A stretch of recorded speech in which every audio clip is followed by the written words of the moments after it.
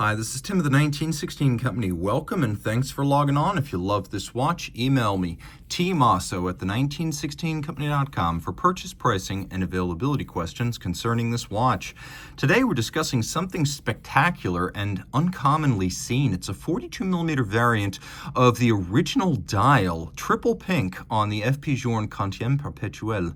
Now, of course, the watch today offers an alternative dial without this steel central dial bezel.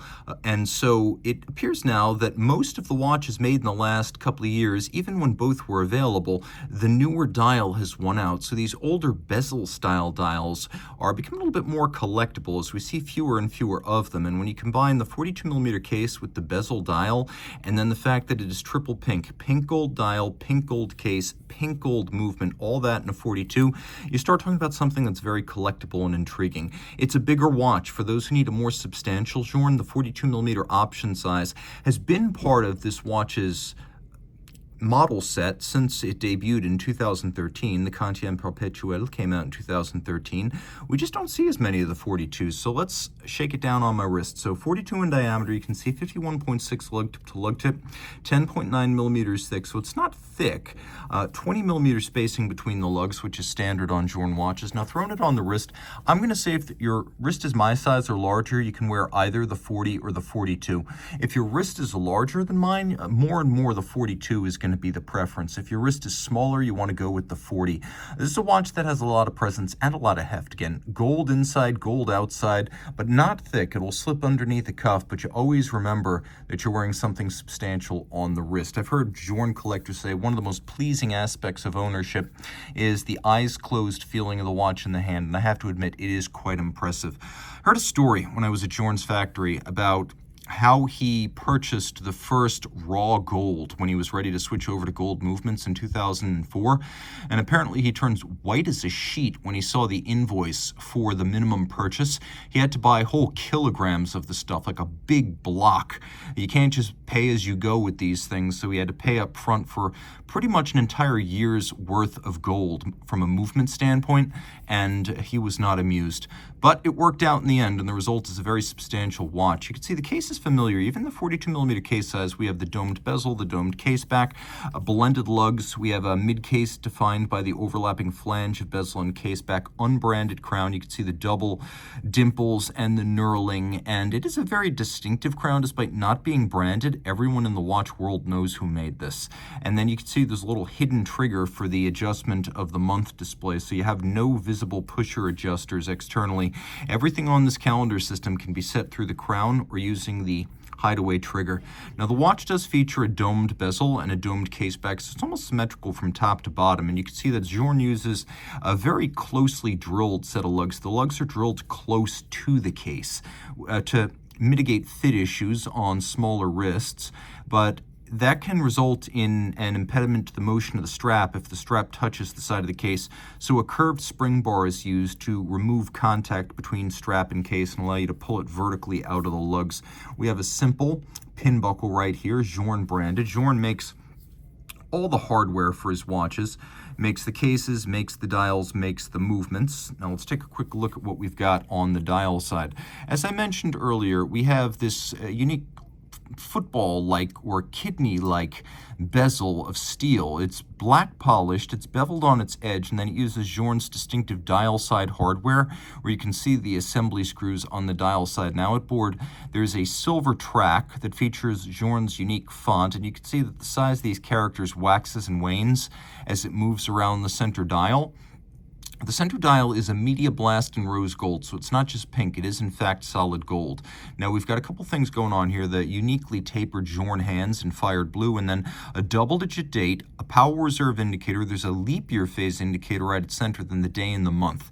Now a quick note about setting this. Journe says that there is no danger zone, so there is no time at night when use of the quick set will endanger the watch. Now, taking a look at how you actually set these things, you can see I have the ability, when turning clockwise in the intermediate position, to change the day. But if I change the double-digit date at the bottom, it's also going to change the day. So what you want to do is you want to set the date, and then you want to set the day next.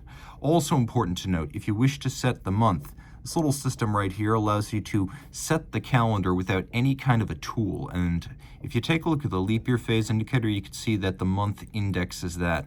Journe wanted the watch to be settable without a tool because he reasons people lose the tools and then they try to use pens to set the watch, which always damages. Also, he didn't want little dimples alongside the watch. And finally, he wanted the system to be foolproof so you couldn't break it. Now, the watch has a 120-hour chronometric power reserve via its single large, I would even say 1 meter long mainspring. But although 120 is the chronometric power reserve, in fact, it will run for almost 160 hours before it actually stops. So the chronometric power reserve is 120, absolute is almost 7 days. Turn it all over, you can see the movement in solid gold. Bridges and plates are 18 karat. The rotor, which has a lovely grand orge or barley corn pattern, this is 22 carats. It's a unidirectional winder, as these octacalibers have been since roughly 2007. The earlier ones were bidirectional. It's got a free sprung balance of enormous size and mass. Well, it doesn't have a high beat rate. What it does have is a large amount of inertia, so it makes up, using large mass, what it lacks by means of beat rate. So 21,600 vibrations per hour. It's free sprung for durability and precise adjustment, and then it's adjusted in 5 positions, which is the standard you generally see on high horology watches and also on chronometers. A watch that features a